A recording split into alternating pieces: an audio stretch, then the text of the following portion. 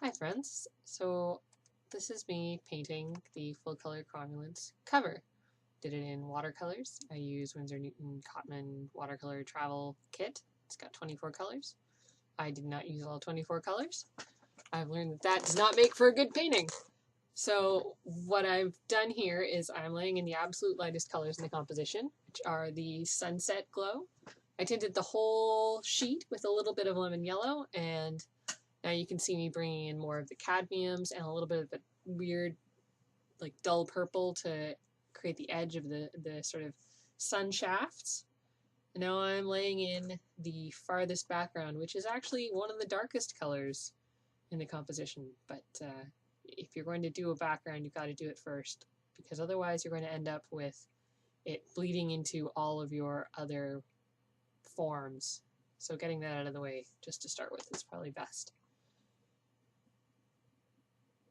Now, one of the things that happens when you do the backgrounds, you have to clean it up afterwards. So this is me cleaning it up.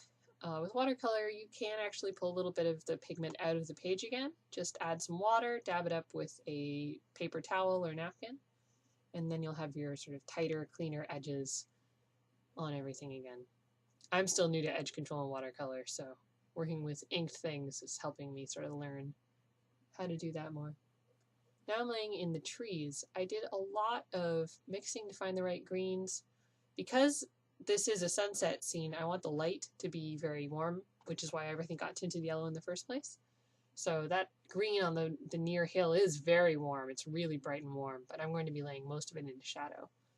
And the shadows are going to be blue and purple, and that's because they need to be cold colors to pop against the warm light and to give you that feel that the light isn't touching those areas. Now you're going to see me laying in just sort of a tone on the scroll. It just pulls it back. It's a mid-ground element, so getting that in there to start is helpful for me. And again, if it's behind something detailed, like, say, Conan, get it done first and clean up those edges before laying in Conan's colors. So now you're seeing me laying local color on myself and Conan. Doing that it's really important to get those down first before you put in the shadow, is what I should say.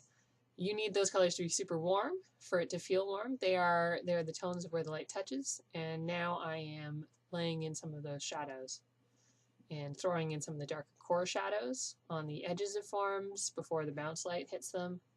Those are the darkest areas on us, core shadows and contact shadows. Now I'm pushing the dark in the trees because I really did not push it very far, and they weren't even as dark as the sky. And pulling in contact shadows, deepening some of the darkness on myself, Conan, and the hill. Really helpful. Now you're seeing me paint the text.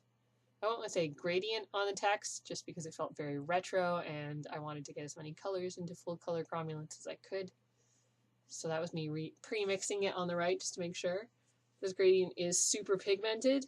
When you take a look at the cover itself, it's fairly saturated and bright. And that's because there's an immense amount of paint on those letters. Now again, I'm just sort of doing some edge control on the beams of light and where forms like the characters and the grass hit the sky, making sure there's no white spots peeking through between things. And now I'm tidying up those letters because they did actually get quite messy as they dried. Next up is the rendering on the scroll itself. Now I had planned out this on the computer beforehand. I know exactly where the text is going and what areas I need to leave simpler and darker or lighter for the text to sit on top of, and what areas I can really texture and shadow and add contrast to. Finally, I made the discovery that Conan doesn't really pop, so I popped his cape out a whole lot more, and I think I warmed everything up a little bit. And the last major change I made was I added this sort of rim shadow, edge shadow to the scroll, which I think sort of made it look a little bit more backlit and gave me that border that I really wanted to push, to pull it out against the background, out against the sky. And a few more core shadows, a little bit more. This is dropping water on, sort of scrubbing up some of the pigment in there and dabbing it up. And that's that.